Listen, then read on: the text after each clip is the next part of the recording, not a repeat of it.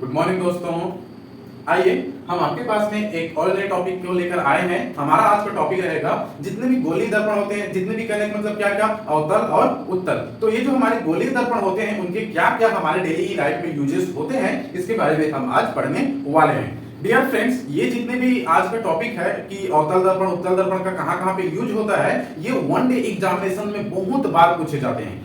ये topic examination के लिए बहुत ही ज्यादा इंपॉर्टेंट है, फेवरेट टॉपिक माना जाता है। कहीं ना कहीं इसका एक क्वेश्चन देखने को मिल जाता है। ये हमारे स्टेट बोर्ड में मिलता ही मिलता है, प्लस वन डे एग्जाम जैसे रेलवे हो गया, बैंकिंग हो गया, एसएससी हो गया, ये सब में, या फिर व्यापम का हो गया, इस सब में इसका एक टॉपिक मिलता ही है। तो चलिए हम देखते हैं कि अवतल दर्पण के क्या यूजेस होते हैं। तो अवतल दर्पण का पहला यूज है हमारे पास सेविंग मिरर के रूप में। सेविंग मिरर को हिंदी में कहते हैं दाढ़ी बनाने वाला दर्पण। ठीक, तो इसका उपयोग हमारे पास दाढ़ी बनाने वाले मिरर के रूप में होता है, जैसे कि आप यहाँ पर देख सकते हैं। देखो, इसका उपयोग क्यों किया जाता है, इसको हम थोड़ा सा एक्सप्लेन करते हैं। तो इसका उपयोग किया जाता है एक क्वालिटी के कारण। क्या क्वालिटी होती है? तो हमने सबसे पहले बना दिया एक दर्पण। कौन सा दर्पण है ये? अवतल। यहां पर हो गया हमारे पास मुख्य अक्ष, फिर मुख्य फोकस, फिर उसके बाद वक्रता त्रिज्या, ये C और ये F। हमने अवतल दर्पण की एक क्वालिटी को पढ़ा हुआ है। कौन सा क्वालिटी को पढ़ के हम आगे बढ़ चुके हैं? वो क्वालिटी है कि यदि किसी वस्तु को फोकस और ध्रुव अर्थात F और P के बीच में रख दिया जाए तो उस वस्तु का जो प्रतिबिंब है वो प्रतिबिंब दर्पण के पीछे बनेगा। दर्पण के पीछे बनेगा मतलब कि इस साइड में उसका प्रतिबिंब बनेगा। अच्छा, ये जो इस साइड में प्रतिबिंब बना है, ये प्रतिबिंब की क्वालिटी क्या होती है? इस प्रतिबिंब की क्वालिटी होती है कि ये इमेजिनरी होता है, अर्थात काल्पनिक होता है। काल्पनिक इमेज किसे कहते हैं? काल्पनिक इमेज उन इमेज को कहते हैं जो परावर्तन के पश्चात डायरेक्ट एक दूसरे को इंटरसेक्ट नहीं करते। मतलब क्या है? मतलब हम आपको यहाँ पर शो कर रहे हैं। देखो, ये जो किरण निकली कहां से? वस्तु से। ये किरण निकली, निकलने के बाद दर्पण से टकराया, टकराने के बाद में कहां चला गया? ये इस नीचे की ओर आगे आ गया, मतलब ये बढ़ गया। आप इस परावर्तन के पश्चात बढ़ते हुए किरण को देखो तो आप एक चीज नोटिस करोगे कि ये फ्यूचर में जाकर आगे नहीं मिलने वाले हैं। यदि ऐसी स्थिति आती है तो उसको हम वापस पीछे की ओर फिराते हैं डेश डेश लकीर करके, बिंदु वाले रेखा से। जब ये बिंदु वाली रेखा पीछे आपस में एक दूसरे को काट देती है तो इसका मतलब ये होता है कि इस वस्तु का जो प्रतिबिंब है वो पीछे बनेगा, दर्पण के पीछे बनेगा।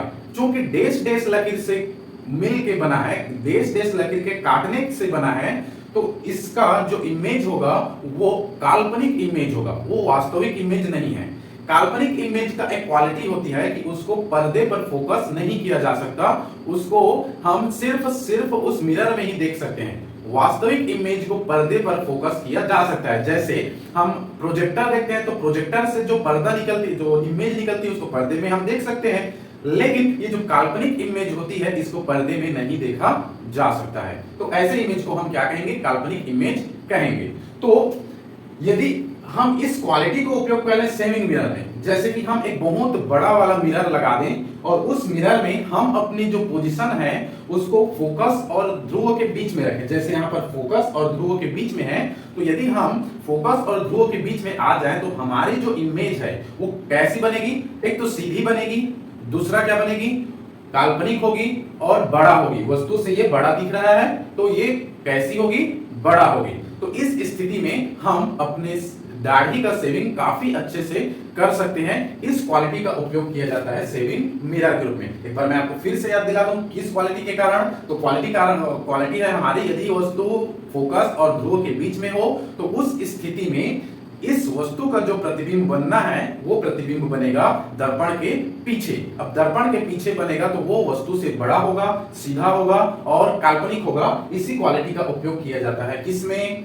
सेविंग मिरर में। दोस्तों, हमारे पास दूसरा इसका यूजेस है, इसका यूज करते हैं डेंटिस्ट लोग दांत का इलाज करने के लिए, या फिर हमारे पास ईएनटी डिपार्टमेंट होता है। ईएनटी डिपार्टमेंट मतलब कि ई का हो गया ईयर, एन का हो गया नोज और टी का हो गया थ्रोट, मतलब कि गला। तो यदि किसी ईएनटी कोई भी डॉक्टर है तो किसी प्रकार की एएनटी वाली समस्या आती है तो कान के अंदर, नाक के अंदर या फिर हमारे गले के अंदर कुछ समस्या है तो उसको बड़ा करके देखने के लिए यही क्वालिटी सेम यूज करेंगे। तो उसको बड़ा देखने के लिए अर्थात उसको इमेज मिरर में देखने के लिए इस क्वालिटी का उपयोग किया जाता है। उसके बाद में हमारे पास ये तो सब आप देखे ही होंगे, टॉर्च में उपयोग होता है हेडलाइट। हेडलाइट मतलब कि गाड़ी का हेडलाइट हो गया, मोटरसाइकिल का हेडलाइट हो गया, ट्रेन का हेडलाइट हो गया, इन सब में इसका उपयोग किया जाता है। अच्छा, टॉर्च में, हेडलाइट में इसका उपयोग कैसे करते हैं आप यहाँ पर देख सकते हैं। देखो, ये जो हम टॉर्च वगैरह देखे हैं, इस टॉर्च का जो शेप होता है कुछ ऐसे करके हम बना दिए। ये जो सामने वाला शेप होता है कुछ ऐसे शेप का होता है, ये वाला, और यहाँ को ऐसे करके कवर करके रखा जाता है। ये सामने हमारे पास समतल दर्पण होता है जो आर पार जाया जा सकता है, मतलब कि उसमें लाइट आर पार जा सकती है। इसके बाद में ये जो हमारे पास सी टाइप का संरचना दिख रहा है, वास्तव में ये जो सी टाइप का संरचना है यही हमारे पास अवतल दर्पण होता है। यहाँ पर सेंटर में इसका बल्ब लगा होता है। होता क्या है, इसका कौन सी क्वालिटी का उपयोग किया जाता है तो आप यहाँ पर स्क्रीन पे देख सकते हैं। इसका क्वालिटी का उपयोग किया जाता है यदि कोई वस्तु कहां पर हो, फोकस पर हो तो परावर्तन के पश्चात वह सीधा हो जाता है, अर्थात समांतर हो जाता है। मतलब कि यहां पर आप देख सकते हैं कि सी पर एक वस्तु या लाइट है, वहां से किरण निकली, दर्पण पर टकराई, टकराने के बाद में वह मुख्य अक्ष के समांतर हो गई। इसी क्वालिटी का उपयोग हम करते हैं। यदि आप यहां पर बल्ब को रख देंगे तो यहां से लाइट निकलेगी, लाइट निकलने के बाद दर्पण से टकराएगी और टकराने के बाद में वो क्या हो जाएगा, सीधा फोकस हो जाएगा। तो इस क्वालिटी का उपयोग भी हम करते हैं हेडलाइट या फिर टॉर्च के रूप में। अगला इसके बाद हमारे पास क्वालिटी ये है कि ये जो हमारे पास अवतल दर्पण है उसको दूरदर्शी के रूप में भी, अर्थात दूरदर्शी के मिरर के रूप में भी हम इसका उपयोग करते हैं। ठीक है, कैसे इसका उपयोग करते हैं फिर से हम आपको स्क्रीन पे दिखा सकते हैं कि इसको हम कैसे यूज करते हैं। तो एक दूरदर्शी भी होता है जो दर्पण का उपयोग करके बनाया जाता है, जिसका स्ट्रक्चर कुछ इस प्रकार से होता है। ठीक, तो देखो कुल मिलाकर हमने कितना पढ़ लिया। एक तो किसके लिए, सेविंग करने के लिए, दूसरा ईएनटी डिपार्टमेंट या फिर दांतों के डॉक्टर करते हैं, फिर उसके बाद टॉर्च लाइट में या रेलवे के जो हेडलाइट होते हैं, रेल के हेडलाइट होते हैं उसमें, या दूरदर्शी के रूप में, हमने ये देख लिया। उसके बाद में सबसे ज्यादा नया चीज हमको देखने को मिलता है ये सोलर फर्नाइसेस। ये होता क्या है, ये वास्तव में हीट इन सूर्य की जो ऊर्जा होती है उस सूर्य की ऊर्जा को हीट ऊर्जा में कन्वर्ट करने का एक मेथड होता है। इसका उपयोग खास करके कंपनियों में किया जाता है। बड़ी बड़ी कंपनियों में हीट एनर्जी को स्टोर करने के लिए या फिर पानी को गर्म करने के लिए, जैसे आप यहाँ पे स्ट्रक्चर देख सकते हो, वैसे स्ट्रक्चर बना करके इसको क्या करा जाता है, सूर्य से आने वाली जितनी भी किरण है उसको एक जगह पर फोकस किया जाता है और फोकस करने के बाद में उसको एक कंटेनर में फोकस करके वहां पे पानी रखा होता है, उससे गर्म किया जाता है। कौन सी क्वालिटी का उपयोग करते हैं, तो इसका क्वालिटी का उपयोग करते हैं कौन से नियम का, यदि कोई प्रकाश किरण कहां से अनंत से आ रहा हो तो परावर्तन के पश्चात कहां से जाएगी, वो मुख्य फोकस से होकर गुजरेगी। अच्छा, अनंत से ना लिख करके आपके बुक में या फिर किसी कहीं भी ये लिखा होता है कि समांतर आने, मुख्य अक्ष के समांतर आने वाली प्रकाश किरण परावर्तन के पश्चात कहां से गुजरेगी, फोकस से। तो हम आपको बता दें कि अनंत से आने वाली जितने भी किरण है सबको समांतर मानी जाती है। इसलिए हमारा जो सूर्य है कहां पे है, अनंत पे हम मानते हैं उसको। इसलिए सूर्य से आने वाली जितनी भी प्रकाश किरण है मुख्य अक्ष के समांतर होती है, अवतल दर्पण से टकराने के पश्चात मुख्य फोकस पर हो जाती है और उसी मुख्य फोकस पर हम किसी वस्तु या फिर कंटेनर वगैरह को रखते हैं जिसमें पानी या फिर किसी अन्य चीजों को गर्म किया जाता है। ठीक उसी प्रकार हमारे पास सोलर कुकर है। सोलर कुकर का भी जो मेथड है वो मेथड भी ठीक वैसे ही है जैसे हमारे पास सोलर फर्नाइसेस का होता है। स्ट्रक्चर भी लगभग सेम होता है, बस इसमें क्या किया जाता है, जो फोकस होता है अवतल दर्पण का फोकस, उस फोकस के जगह पर हम क्या रख देते हैं, एक कुकर को रख देते हैं जिसमें हमारा खाना रखा रहता है। उसमें हम क्या करते हैं, सूर्य के प्रकाश की किरण आती है तो वह हीट होती है और हीट होकर के उसमें खाना बन जाती है। ठीक है, तो दोस्तों कुछ इस प्रकार से हमारे पास अवतल दर्पण का उपयोग रहा। एक दो और उपयोग होगा, उस उपयोग को आप जरूर पढ़िए, खोजिए और खोजने के बाद में कमेंट बॉक्स में जरूर बताइए।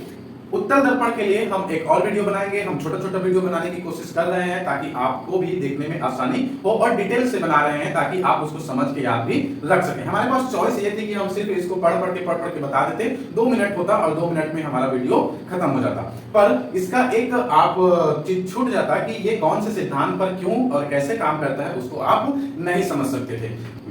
तो हम आपको एक नई चीज प्रोवाइड कराना चाहते हैं, कॉन्सेप्ट प्रोवाइड कराना चाहते हैं, ताकि उसको याद रखने में लड़ने की जरूरत ना पड़े। आप उसके कॉन्सेप्ट से एग्जाम हॉल के क्वेश्चंस को सॉल्व कर सको, क्योंकि एग्जाम हॉल में कॉन्सेप्ट ज्यादा समझ आती है, कॉन्सेप्ट ज्यादा काम आती है।